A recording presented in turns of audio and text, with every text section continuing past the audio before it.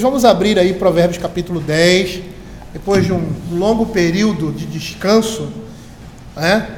E aí usar a expressão descanso bíblico, né? Deixar de fazer alguma coisa para se dedicar a outra, né?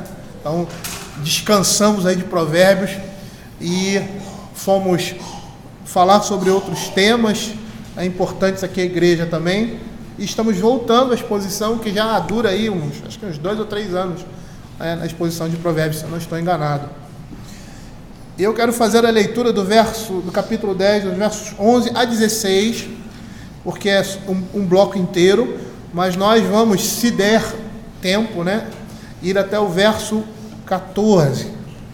Diz assim a palavra do Senhor: a boca do justo é manancial de vida, mas na boca dos perversos mora a violência. O ódio excita contendas, mas o amor cobre todas as transgressões. Nos lábios do prudente se acha sabedoria, mas a vara é para as costas do falto de senso. Os sábios entesouram o conhecimento, mas a boca do nécio é uma ruína iminente. Os bens do rico são a sua cidade forte, a pobreza dos pobres é a sua ruína. A obra do justo conduz à vida, e o rendimento do perverso ao pecado. Eu gostaria de fazer, inicialmente, dar uma recapitulada em algumas coisas, até para nós lembrarmos em que ponto nós paramos e o que falamos, né? Então nós vimos que a primeira coleção, e o livro de Provérbios é dividido em coleções, e que a primeira coleção do livro de Provérbios é o prólogo, né? O início do livro, que vai até o capítulo 9. E vimos que o objetivo desse prólogo, né, é preparar o filho para receber, ou seja, o filho, o crente, né, as instruções do sábio, ou seja, instruções divinas que estão desenvolvidas nessa segunda coleção, que vai do capítulo 10:1 ao capítulo 15:29, que nela se apresentam paralelos antitéticos do justo versus o perverso. E essa primeira unidade aqui desse capítulo, que vai até o verso 16, apresenta um contraste entre o comportamento do reto com o perverso, primeiramente em relação à riqueza, e em segundo lugar, como nós vamos continuar vendo hoje, ao modo de falar. E aí, como nós vimos, ele começa com um provérbio introdutório educativo, esse primeiro verso, né? E esse verso vai funcionar como um ponto inicial dessa primeira estrutura, do verso 1 até o verso 5, né? Que está relacionada à riqueza. A partir do verso 6 até o verso 14, o autor sagrado vai desenvolver outra parte do contraste entre o comportamento do justo e do perverso, falando da língua, ou seja, do modo de falar de cada um.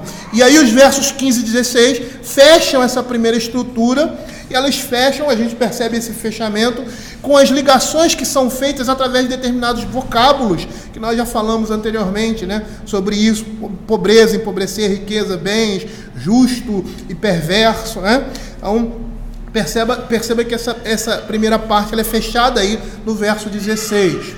Tá? E aí, nessa estrutura, nós temos 3 subunidades, contrastando o reto com o perverso, colocando em paralelo esses comportamentos, como nós vimos, comportamentos que levam à vida e comportamentos que vão levar à morte.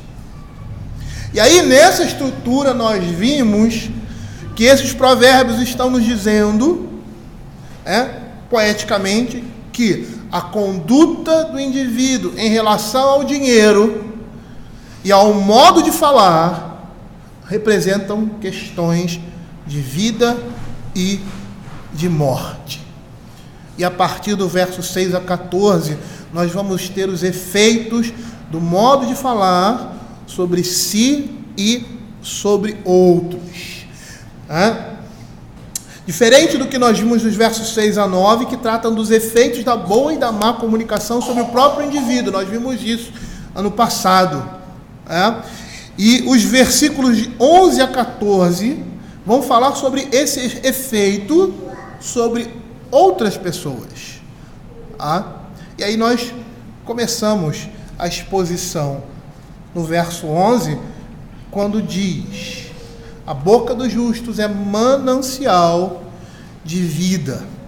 Ainda tentando, para para a estrutura desses versos, perceba aqui que o verso 6b, na boca dos perversos mora violência, comparando com o verso 11a, primeira parte do verso, a boca do justo é manancial de vida.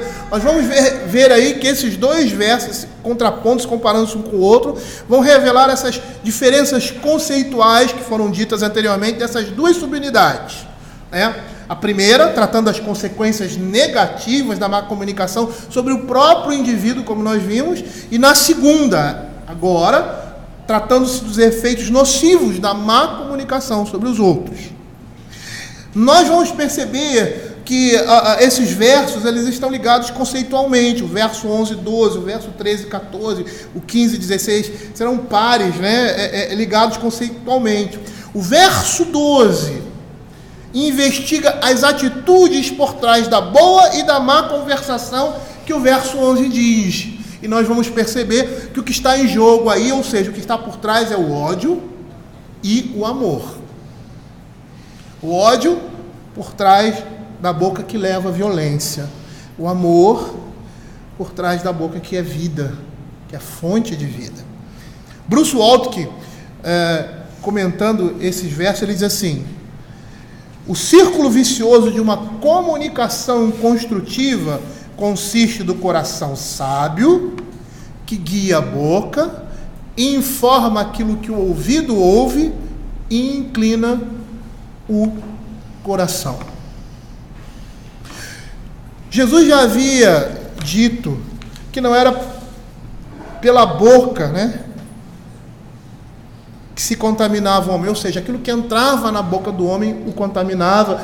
E a gente vê um contexto muito particular aí, que é o contexto com relação à purificação. E aí a questão dos fariseus com o Senhor Jesus, extremamente como é que poderia se dizer assim, aparente, né? Criticando ao Senhor Jesus, porque eles comiam, os discípulos do Senhor Jesus, exatamente porque eles comiam sem lavar as mãos. Aí o Senhor vai dizer assim: olha, o grande problema não é aquilo que entra na boca, mas é aquilo que sai dela. E é interessante porque esses rituais de purificação mostravam isso. Tinha esse objetivo, mostrar que o homem estava contaminado pela sua própria alma, por si mesmo. Lá em Mateus capítulo 15, verso 10, 17 a 20 também, 15, 17 a 20, nós temos isso que o Senhor Jesus fala, e que a Escritura está dizendo aqui. Bruce Waltke confirma, né? Reafirma, a gente pode dizer assim: e tendo convocado a multidão, lhes disse, verso 10, ouvi e entendei, não é o que entra pela boca que contamina o homem, mas o que sai da boca, isso sim contamina o homem. Verso 17 a 20, não compreendeis que tudo que entra pela boca desce para o ventre e depois é lançado em lugar escuso, ou seja, aquilo que não serve para o nosso organismo é jogado fora, mas o que sai da boca, olha que interessante isso, vem do coração. O organismo faz, ele come, nós comemos, e aquilo que é aproveitado entra pelo nosso sangue, começa a fazer parte de nós, e aquilo que não é aproveitado é jogado fora. E parece que essa é a questão inversa aqui, com relação ao homem. Porque o que está contaminado é o coração do homem. E o coração do homem joga isso para fora. Mas essas coisas estão dentro dele, permanecem nele. Não são lançadas fora no sentido de serem abandonadas. Estão ali presentes. Contrapontos com o que o nosso organismo faz com aquilo que não presta. Porque do coração procedem maus desígnios, homicídios, adultério, prostituição, furtos, falsos testemunhos, blasfêmias. São essas coisas que contaminam o homem. Por isso que nós vemos, principalmente no prólogo, nós vamos ver também nesses capítulos que seguem, mas principalmente no prólogo, que é um momento de preparação para receber a palavra de Deus, essa insistência do autor sagrado da Escritura falar da necessidade que temos de ter as palavras de Deus no nosso coração, guardá-las no nosso coração, colocar a nossa mente nelas, como diz lá o salmista, meditar nelas dia e noite. Porque quando nós fazemos isso, demonstramos que essas coisas fazem parte de nós, fazem parte da nossa vida, estão presentes em nós. Como, por exemplo, Provérbios capítulo 3, verso 1. Eu poderia citar vários textos nesse prólogo. Filho meu, não te esqueça dos meus ensinos e o teu coração guarde os meus mandamentos. Provérbios capítulo 4, verso 4. Então ele me ensinava a me dizer: retenha o teu coração as minhas palavras, guarda os meus mandamentos e vive. A necessidade que nós temos de ter essas coisas no nosso coração, porque a nossa boca será um instrumento, uma fonte que vai jorrar, como diz, para a vida eterna. Porque a origem daquilo que sai da nossa boca está no nosso coração. Por isso, o autor sagrado aqui classifica a boca do justo como um manancial de vida, ou seja, como uma fonte de vida, como algo que sai, que jorra. E a ideia é que significa um princípio ou uma fonte abundante de alguma coisa. Se a nossa boca é uma fonte abundante de alguma coisa, essa fonte, ou seja, essa água, está saindo da onde? Do nosso coração. E é muito interessante o autor sagrado falar especificamente de água, porque o ser humano depende disso. A gente pode ficar sem comer um tempão, sem beber não. 65% do nosso organismo é água. Para vocês verem como a água é necessária à nossa vida. E é essa ideia que, principalmente lá no Antigo Oriente, que a água, como nós sabemos, não é tão abundante, pelo menos naquele tempo não era. Hoje, apesar também de não ser, existem técnicas que podem fazer com que eles tenham mais facilidade de ter esse componente à sua disposição. Mas há uma escassez de água naquela região. E as fontes de água ali no passado, como hoje também, eram particularmente preciosas. Você vê lá em Jeremias capítulo 2, verso 13, ele falando sobre, de forma metafórica, a respeito desses mananciais de vida, mananciais de água, comparando o seu Senhor, quando diz assim: porque dois males cometeu o meu povo. Jeremias 2,13. A mim me deixaram um manancial de águas vivas e cavaram cisternas rotas que não retêm as águas. A importância da água era tão singular naquele tempo como é hoje, que as pessoas se reúnem em torno dela. E aqui o texto da Escritura está dizendo que o modo de falar sincero e benevolente do reto é igualmente necessário à comunidade, como a água era necessária àquela comunidade, ou comunidades que têm escassez de água. Por quê? Porque a água oferecia vida, e a boca do justo oferece também vida a todos. A ideia, e nós vamos ver isso até em Provérbios, é que a palavra certa, dita na hora certa, da forma certa, vai sustentar e corrigir uma comunidade de maneira que promova a sua vida, o seu progresso. E o livro de Provérbios vai dizer isso em vários contextos.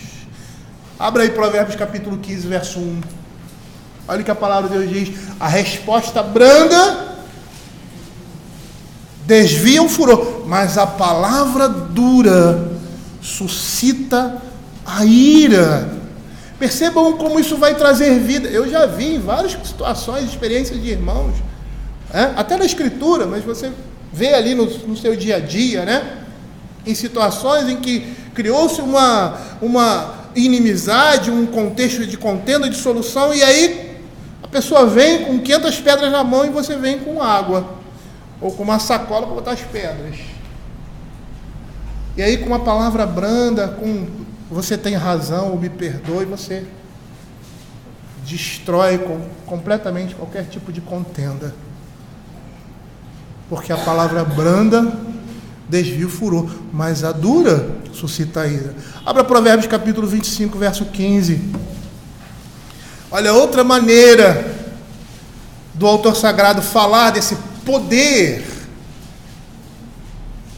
das nossas palavras, ou seja, daquilo que existe no nosso coração. E aí a nossa boca ser um manancial de vida. A longanimidade persuade o príncipe, e a língua branda esmaga ossos. Provérbios 15, 23.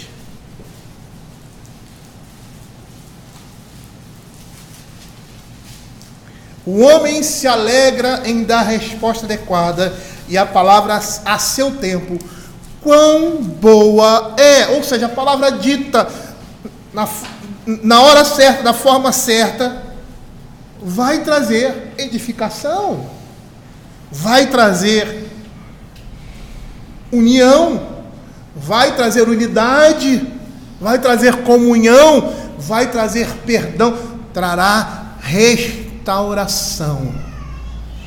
E que palavra é essa? É qualquer palavra? Na realidade, é aquela palavra de Deus que foi guardada no nosso coração. É isso que o Provérbios está dizendo. Por isso a insistência de guardar no coração a palavra de Deus, para que a resposta certa seja dada, e a origem dessa resposta, ou dessa palavra, ou dessa exortação, ou desse consolo, venha do coração, como imagem daquilo que a palavra de Deus nos ensina. Provérbios capítulo 17, verso 27. Quem retém as palavras possui conhecimento, e o sereno de espírito é homem inteligente. Matthew Henry, ele tem um ensinamento interessante, uma afirmação interessante, melhor dizendo, em seu comentário, quando ele diz assim: quão diligente é um bom homem ao comunicar a sua bondade, em fazer o bem com ela. A boca do justo, aí ele diz, a saída da mente. Olha que interessante, ele diz que a boca do justo é saída da mente, ou seja, a saída do coração. É manancial de vida, é uma fonte constante de onde saem bons discursos para a edificação dos outros. Por isso o escritor de Provérbios está dizendo que nós devemos encher o nosso coração da palavra de Deus. Porque um coração vazio, um coração pecaminoso, um coração inclinado unicamente ao pecado, constantemente ao pecado, vai produzir, vai ser um manancial de quê? Quando existe amargura no nosso coração, como é a nossa fala? É amargurada. E essa amargura é pecado. Não é a nossa fala que precisa mudar, é o nosso coração que precisa mudar. Aí ele continua: é uma fonte constante de onde saem bons discursos para a edificação dos outros, como correntes que regam o solo e tornam frutífera, e para a sua consolação, como águas que matam a sede do viajante cansado. É como fonte de vida que é pura e limpa, não somente não envenenada, mas não enlameada, não contendo nenhuma mensagem corrupta. A boca dos justos é manancial de vida, porque o seu coração foi tomado pelo Senhor. E só aqueles que têm um coração tomado pelo Senhor é que podem ter uma boca como fonte de manancial de vida. Mas paralelamente a isso, ou inversamente a isso, no verso 11 nós diz assim: mas, ou seja, entretanto, enquanto que na boca do justo há manancial de vida, na boca dos perversos mora a violência. E é interessante porque, enquanto a comunidade se reúne em torno de um modo de falar sincero, de uma pessoa honesta, a fim de viver, a boca dos perversos esconde violência. E é interessante porque esse vocábulo aqui, a violência, né, significa extrema impiedade. É uma palavra que tem a ideia de crueldade, injustiça e dano. Ou seja, são essas coisas que estão ali, habitando, morando, ocultas, escondidas no sentido de habitar, de estar presente na boca dos perversos, porque o seu coração é mau.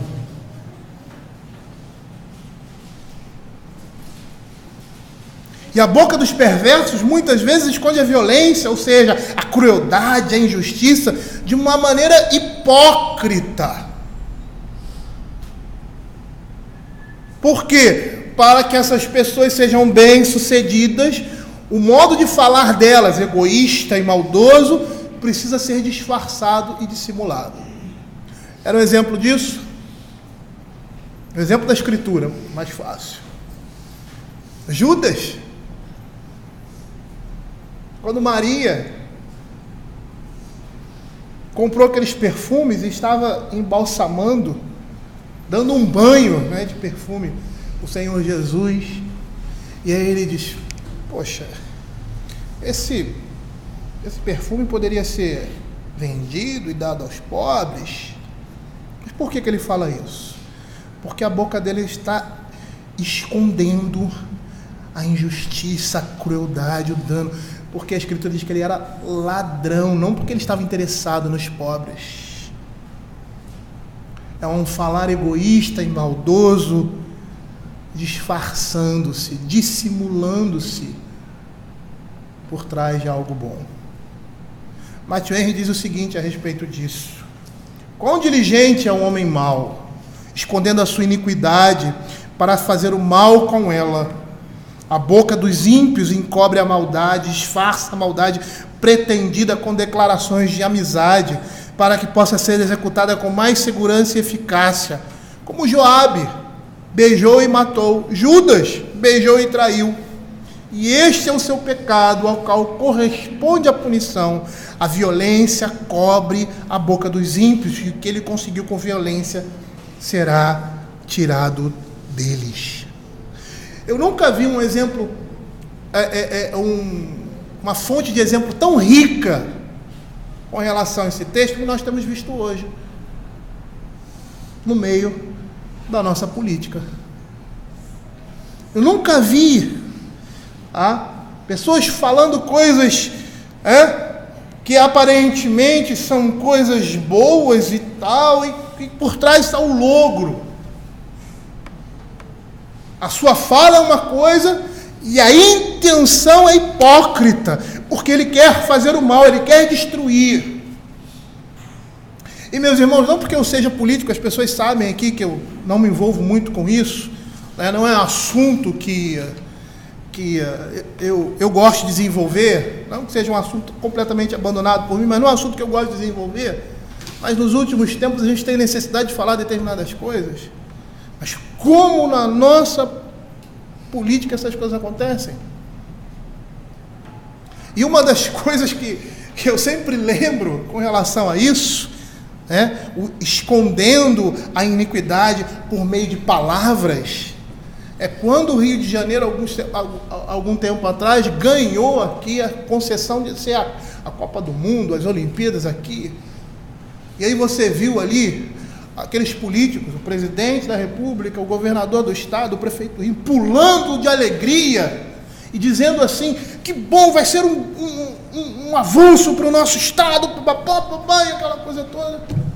E hoje nós percebemos que eles estavam pulando de alegria alegre porque iam se tornar ricos, iam lapidar o patrimônio público. E aí você vê muitos políticos falando antes da sua eleição sobre determinadas coisas, sobre o desejo de ajudar, porque a função política é uma função pública. para o bem alheio, não para o bem próprio, mas para a sociedade como um todo. E aí hoje você entende porque eles se empenham tanto em serem eleitos, porque querem o quê? Roubar. Não estão interessados em cuidar do bem público, em cuidar das pessoas, independente de serem pobres ou ricas. Porque a função pública é cuidar do cidadão, seja ele quem for. É lógico que auxiliando mais aqueles que têm mais necessidade, os mais pobres, mas é cuidar do cidadão como um todo. Porque um pobre não pode ter mais direito que um rico. E um rico não pode ter mais direito que um pobre. Os direitos têm que ser iguais, socialmente falando, né?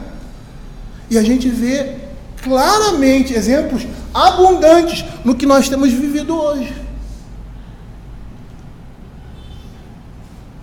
Esses dias eu recebi uma mensagem, e a pessoa estava questionando que todos os atos que o presidente da República faz são criticados. Todos eles. E quando nós temos somente uma informação, por mais que a gente não aceite, a gente fica com a pulga atrás da orelha. Aí quando você tem outro viés, aí você percebe por que as críticas. Por que críticas? O objetivo não é acertar. O objetivo não é concorrer. O objetivo é destruir. Tá? Como nós vimos, desculpa citar essas coisas, mas é um exemplo, como nós vimos ali, né, no presidente da Câmara com relação ao próprio presidente da República e ao próprio ministro da Justiça.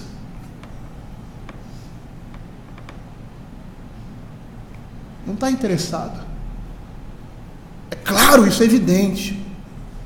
É evidente. Evidente.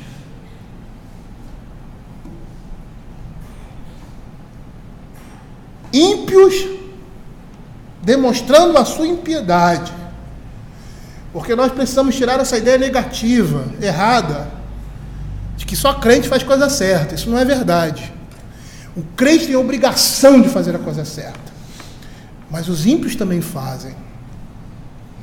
Os ímpios também têm sobre ele um poder moral, que a gente chama do Espírito Santo, ação ordinária do Espírito Santo, convencendo a sociedade daquilo que é certo, daquilo que é bom, daquilo que é justo. Isso não é característica só de crente, não. O Senhor dotou o homem disso.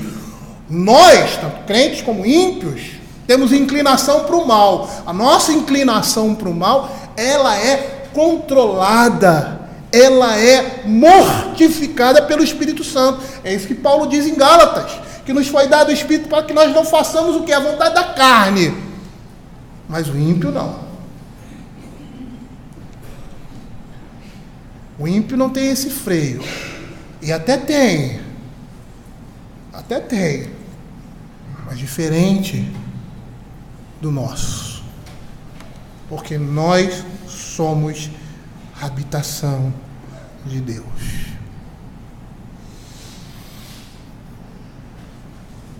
Temos que ter muito cuidado com aquilo que nós falamos. E não necessariamente porque vamos ofender ou pecar contra determinadas pessoas também, mas para descobrir qual é a origem. Calvino dizia que o coração do homem é uma fábrica de ídolos, o coração do homem é enganoso. E nós somos assim. Muitas vezes estamos fazendo bem, fazendo a coisa certa, do modo certo na igreja, mas a nossa intenção é errada. Como Paulo lá, e nós vamos falar hoje à noite sobre isso, em Filipenses, que ele estava dizendo que algumas pessoas estavam pregando o evangelho, por quê? Por inveja. E ele, é bom que o evangelho seja pregado. Eu não vou julgar a intenção do coração dos homens, apesar dele saber qual era a intenção que estava clara ali, suscitando as cadeias de Paulo, peso sobre ele. Mas isso é É Deus quem vai fazer. Isso é um problema do Senhor. É o Senhor quem vai resolver. No que tange a Ele, o Evangelho estava sendo pregado. E aqueles que estavam ouvindo o Evangelho não estavam sabendo quais os motivos que aqueles homens estavam pregando o Evangelho.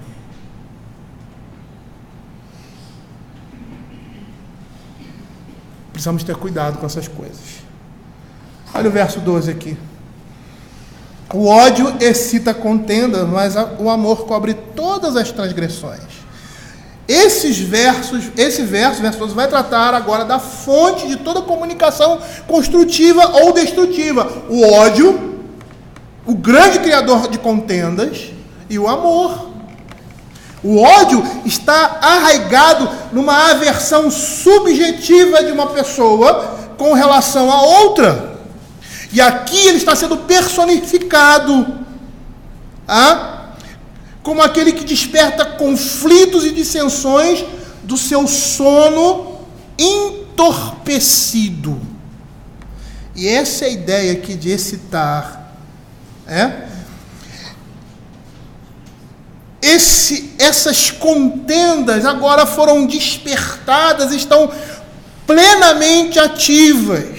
Os conflitos a partir daí transformam-se em combates violentos entre ofendido e ofensor.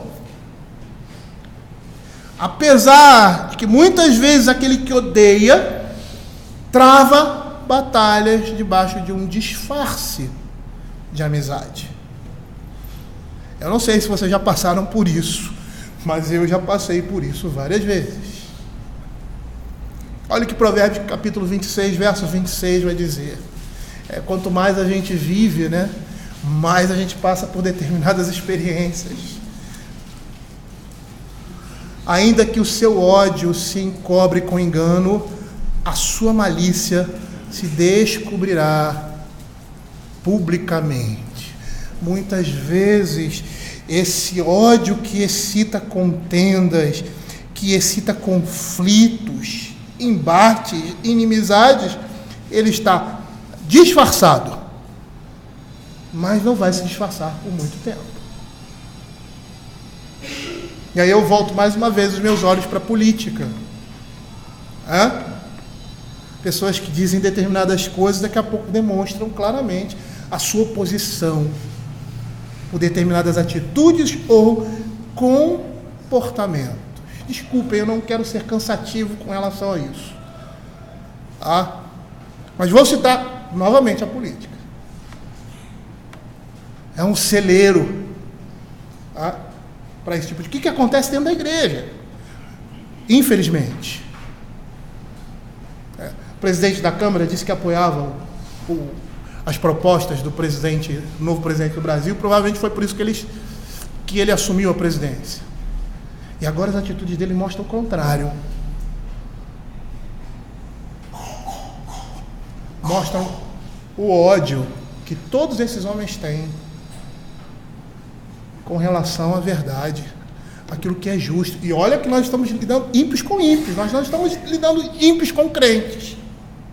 Mas a justiça e a retidão é tão avassaladora,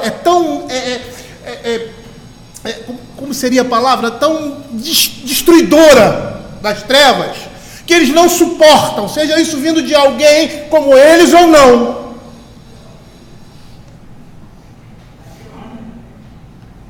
Mas todos aqueles que escondem o seu ódio vão demonstrar pelas suas atitudes, pelas suas palavras, num determinado momento, a sua malícia se descobrirá publicamente. É isso que a Escritura está dizendo.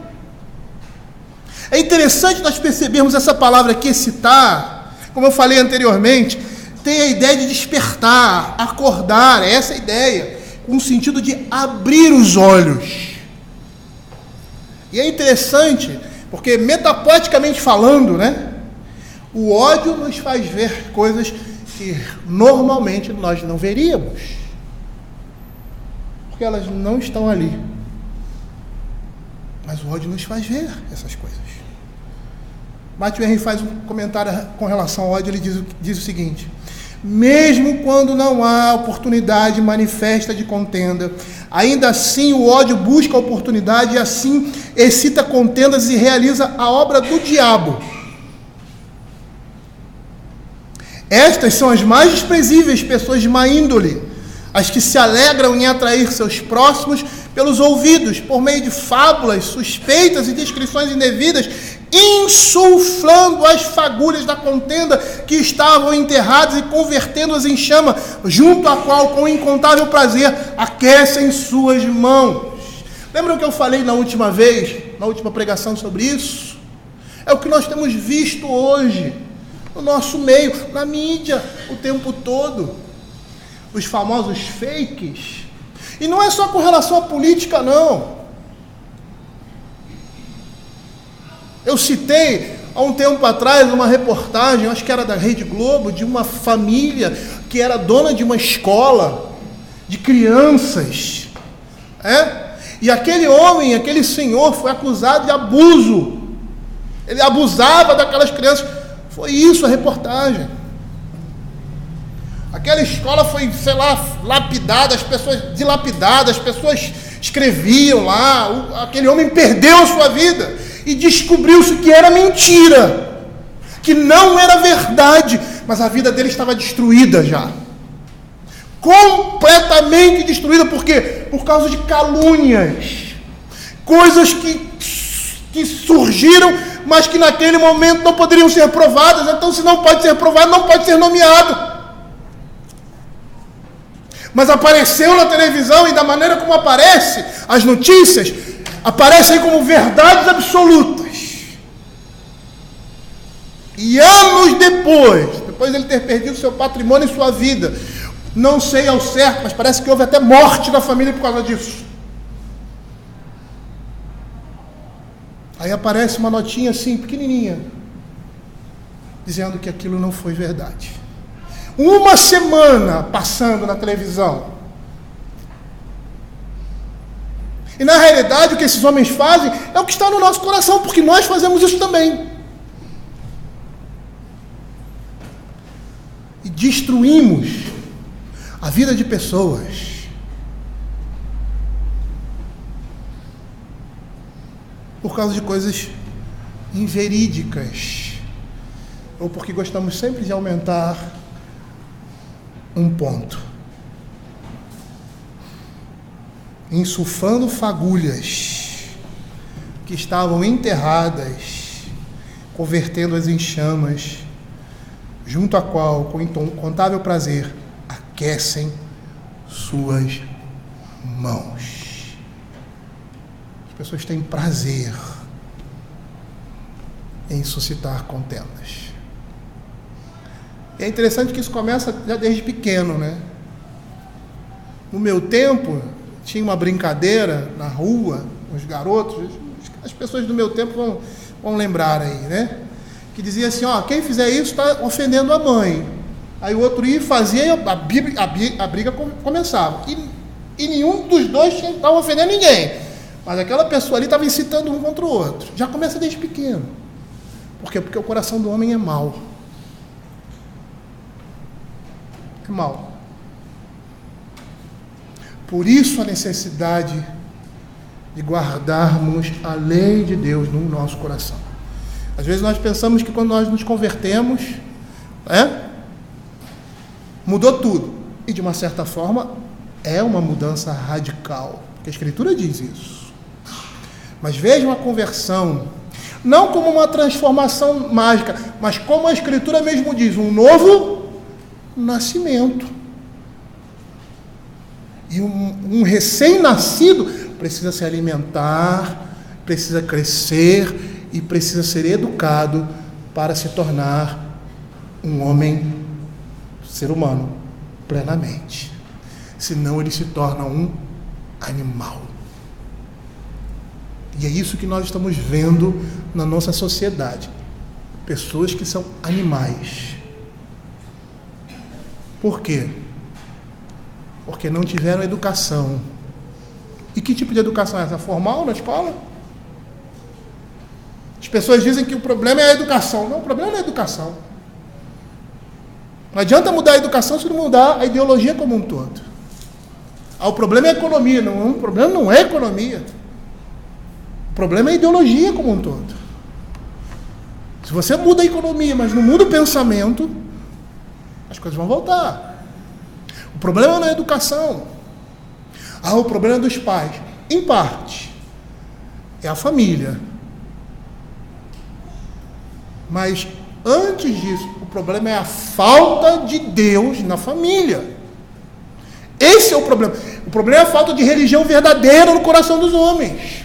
E a família é o instrumento de Deus para que essas coisas se propaguem. E a igreja é uma instituição onde Deus vai fomentar e alimentar as famílias. O pacto de Deus com o seu povo é pacto familiar. Começa dentro de casa. E é isso que nós estamos vendo aqui. Em princípio, Salomão está falando para quem? Seu filho. Ele está instruindo o seu filho. E ele diz que essa instrução vem da mais terra infância. Ele mesmo diz isso no capítulo 4. Ele diz que o pai dele ensinou para ele, e ele reteve, e agora está ensinando para o filho. É dentro de casa. É educação, sim, mas não é educação que tenha a palavra de Deus como fundamento.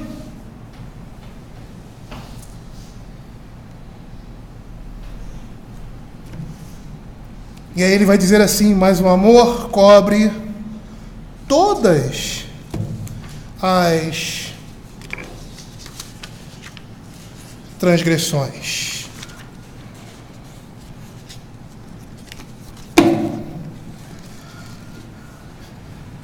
O contrário, o oposto, né?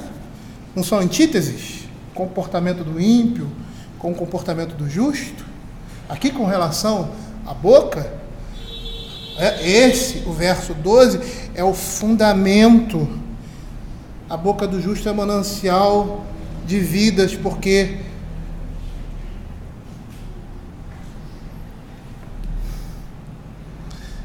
essas coisas estão no seu coração.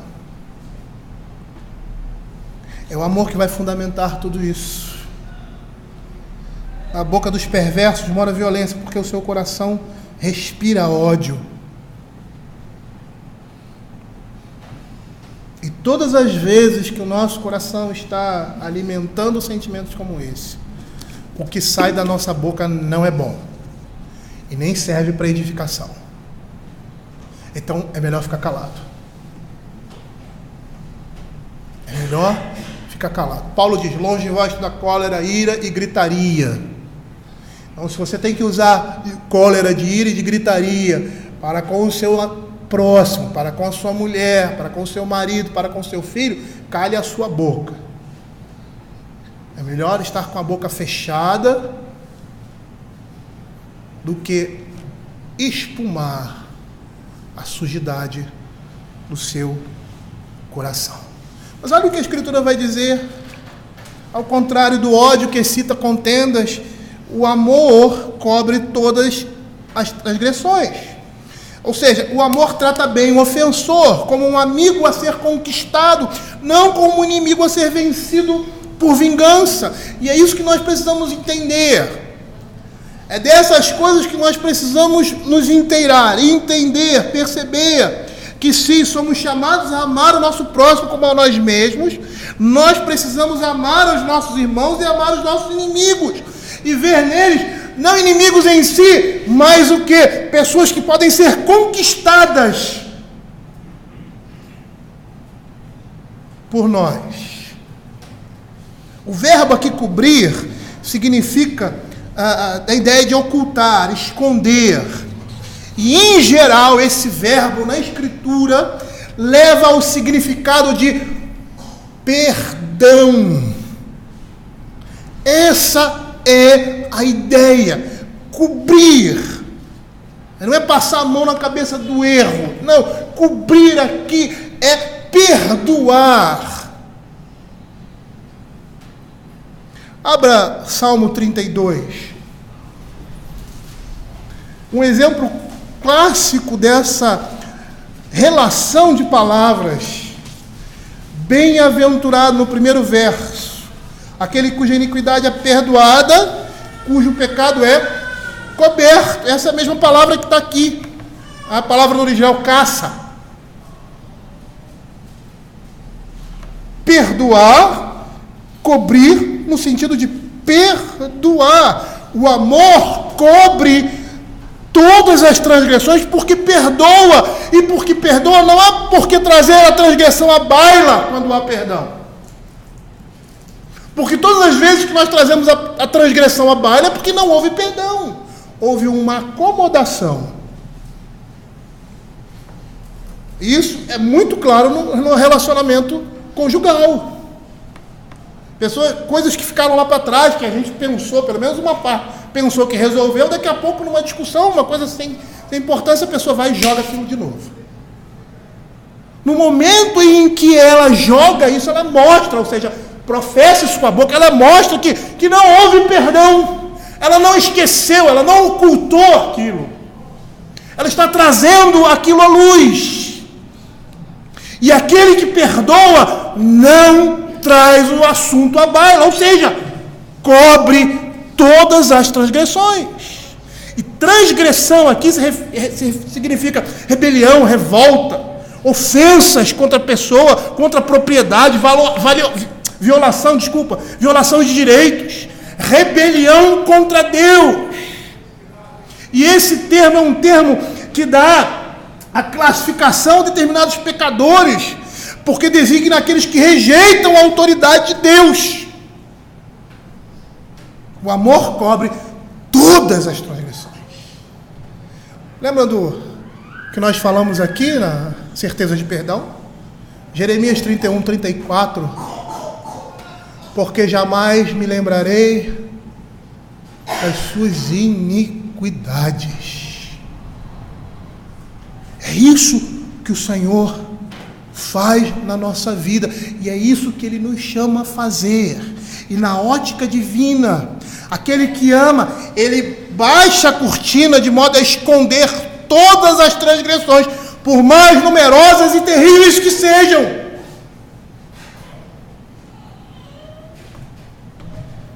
Porque Ele perdoa. Olha Tiago capítulo 5, verso 20. Olha o que Tiago vai dizer.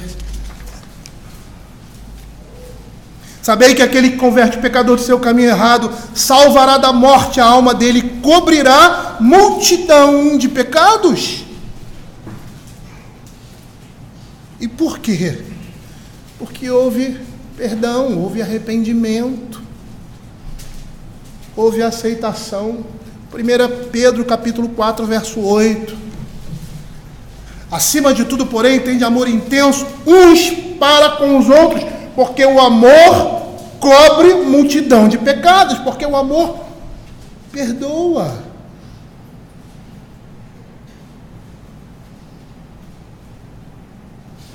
Por que você acha que quando o seu filho faz determinadas coisas que envergonham você e entristecem você, você perdoa? Por quê? Porque naturalmente, muitas vezes fazemos isso, até os ímpios fazem isso. Por quê? Porque carregamos a imagem de Deus. Paulo vai dizer isso. Quando o homem que não conhece a lei de Deus age de conformidade com a lei de Deus, mostra a lei de Deus gravada nos seus corações. É a ação ordinária do Espírito Santo. Por que você perdoa o seu filho? Por que muitas vezes você age de uma forma extremamente complacente, no bom sentido, amável, bondosa, caridosa? Você derrama o seu coração pelos seus filhos, porque você é apaixonado. Por que você acha isso? Porque Deus colocou em você a semente dele. E a semente dele tem o caráter paterno de Deus manifestado naquilo que nós chamamos de maternidade e naquilo que nós chamamos de paternidade. É por isso. É por isso. É isso que Deus faz conosco. A ideia aqui do verso é que alguém cobre, esconde, porque perdoa. Em vez de colocar o transgressor no palco e abrir as cortinas para expor as suas faltas e desse modo executar vingança, ele o quê? Ele encobre. Por que ele encobriu? Porque ele perdoou. Porque é isso que Deus faz. A própria Escritura, nós lemos no domingo passado, que o Senhor perdoa, não o inocente culpado, mas o perdoa. Davi, ele já te perdoou, mas vai acontecer isso, isso e isso. Às vezes nós confundimos perdão com a complacência pecaminosa. O perdão, na condição em que nós nos encontramos, necessariamente exige reparação. Existe reparação. Você não precisa pagar pelo preço eterno do seu pecado, mas as consequências desse mundo você vai sofrer. E até como disciplina de Deus, com instrução, e é isso que acontece na vida dos crentes. Porque se somos deixados sem disciplina, o que acontece? Nós nos perdemos. Olha o que Provérbios capítulo 17, verso 9 vai dizer: o que encobre a transgressão adquire amor, mas o que traz assunto à baila separa os maiores amigos.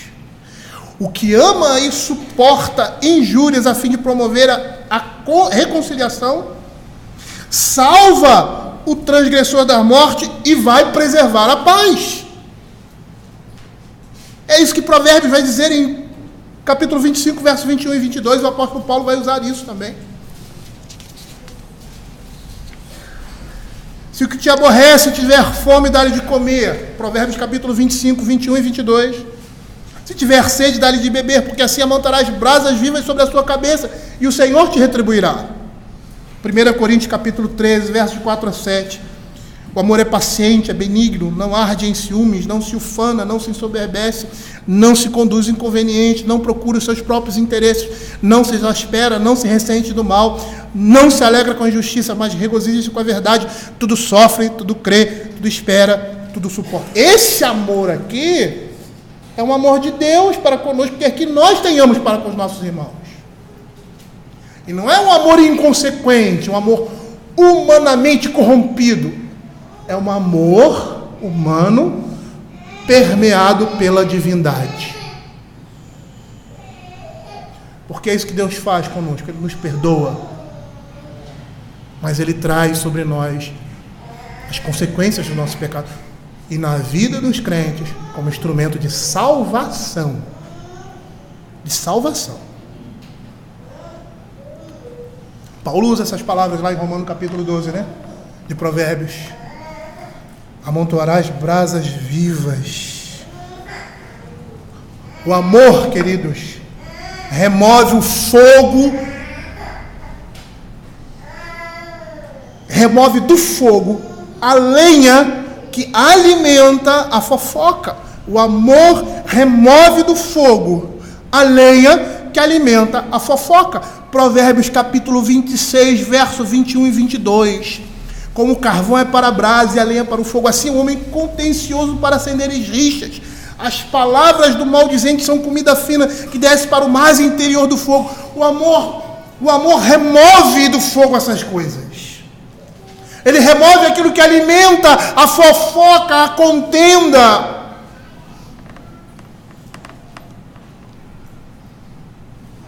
E o pensamento malicioso. Matthew Henry vai dizer o seguinte: o grande pacificador, que é o amor, que cobre todas as transgressões, isto é, as ofensas dos relacionamentos que ocasionam discórdia. O amor, em lugar de divulgar e agravar a transgressão, a esconde e aplaca até onde pode ser escondida e aplacada. O amor irá perdoar a transgressão que cometemos por engano e inadvertidamente, quando podemos dizer que não tínhamos má intenção, mas foi um descuido. E quando amarmos ao nosso inimigo, apesar de tudo, isso encobrirá a transgressão. Quer ver uma atitude de amor? Eu poderia citar isso aqui. Mas eu quero citar o texto bíblico. Abra o Mateus capítulo 1. O amor cobre. Sabe por que o amor cobre? Porque ele perdoa. E quando a responsabilidade não é nossa de trazer o juízo ou a disciplina, nós também encobrimos. Nós não trazemos o juízo, ou seja, o assunto à baila. Mateus capítulo 1, verso 18 e 19. Às vezes nós lemos a Escritura e pelo próprio caráter narrativo, né?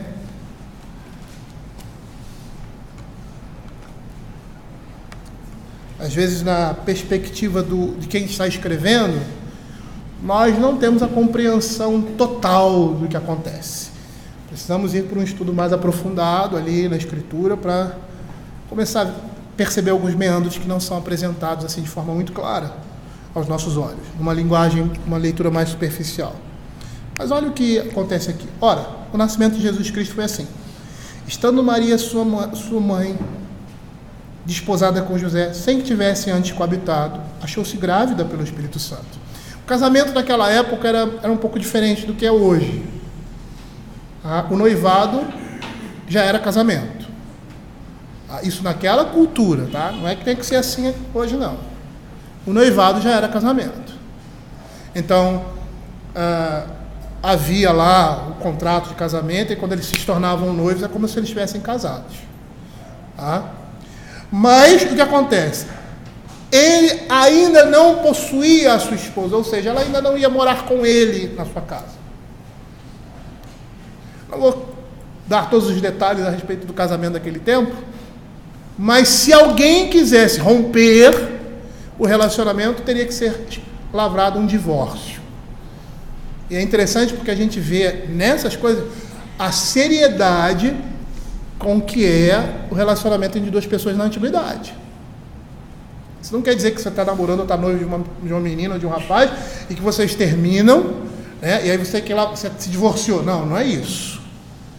Mas é perceber no comportamento da antiguidade a importância e a seriedade que se tem no relacionamento de duas pessoas. Não é uma brincadeira. Como muitas vezes nós vemos por aí. Namora aqui, larga aqui, namora outro. É? Não é assim. Mas ela estava numa situação de adultério. Ela era uma mulher adúltera. Ela estava grávida. E o seu marido não havia desposado ainda, e ela estava grávida.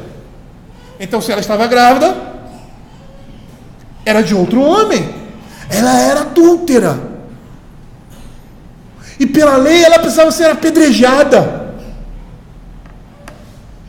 Ela precisava ser morta. Ela ia ser exposta ao público. Seria envergonhada ela e toda a sua família. E o que José fez? Olha o que a Escritura diz. Mas José, sendo justo e não a querendo infamar, ou seja, ele reconhece nela uma mulher adúltera, porque ele fica sabendo que ela está grávida.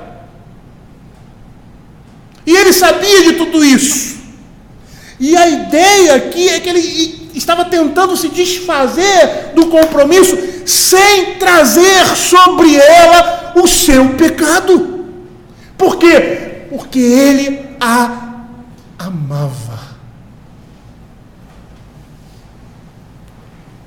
Ele queria dar um jeito para sair daquela relação sem que ela fosse descoberta em adultério e fosse morta.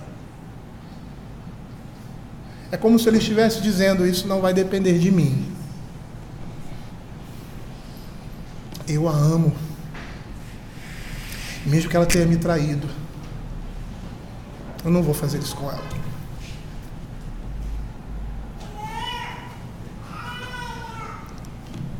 É isso que significa o que esse texto está dizendo. O amor cobre todas as transgressões. Mas o indivíduo briguento, esquentado, vai fazer o que? Ele vai incentivar o conflito, fazendo com que esse conflito adquira proporções desastrosas e produzindo ainda mais transgressões. E aí Matthew Henry vai dizer assim: o amor também irá ignorar a ofensa que nos for feita, e a cobrirá e a usará para o bem. Com isto a luta é evitada, ou se tiver sido iniciada, a paz será recuperada e restaurada rapidamente. O apóstolo cita: o amor cobrirá multidão de pecados. E por que o amor cobre multidão de pecados? Porque perdoa. Mas por outro lado, e aí já estou terminando, queridos, contrabalançando com Provérbios 26, 21 e 22, o que encobre a transgressão adquire amor, mas o que traz o assunto à baila separa os maiores amigos. Temos a verdade de que um amigo espiritual vai corrigir o transgressor, vai corrigir o pecador transgressor. A ideia aqui não é de encobrir, de passar a mão, é a ideia de perdão. Essa é a ideia. E o que ele vai fazer? Se ele é um amigo, ele vai corrigi-lo. Levíticos capítulo 19, verso 17. Diz assim: não aborrecerás teu irmão no teu íntimo, mas repreenderás o teu próximo, e por causa dele não levarás sobre ti pecado. O apóstolo Paulo poderia citar vários textos, o próprio texto de Mateus 18, né? Mas em Gálatas capítulo 6, verso 1, ele diz assim: irmãos, se alguém for surpreendido em alguma falta, vós que sois espirituais, corrigi-o com espírito de brandura e guarda-te, para que não sejas também tentado. Uma coisa que nós vamos falar hoje à noite: não existe espaço na vida cristã para orgulho. Não existe espaço numa vida cristã madura, eu posso dizer até numa vida cristã inocente, no sentido não de ser inocente, mas no sentido de ser desprovida de maturidade. Esse tipo de sentimento, que é um sentimento que mostra a impiedade do nosso coração. Mas numa vida cristã madura não existe lugar para orgulho, não existe lugar para pensarmos que somos melhores que os outros. Não existe lugar para pensarmos que estamos acima dos outros. Por mais conhecimento e anos da palavra de Deus que nós temos, quantas vezes nós olhamos para a história da igreja, do nosso dia, e vemos homens que não esperávamos que cometessem determinadas atitudes melhores do que nós, pecando, errando. Quem somos nós para exercer juízo sobre aqueles que pecam, até mesmo contra nós? Mas isso não quer dizer que nós não temos que corrigi-los, que não temos que mostrar o seu pecado, e se é um pecador impenitente, considerá-lo como publicano, não só por causa de adultério, mas por causa de falso testemunho, por causa de contenda, fofoca, heresia, insubmissão, mentira, porque aquele que não se arrepende do seu pecado, por menor que seja aos nossos olhos, é impenitente. E está demonstrando naquele momento que não pertence ao Senhor.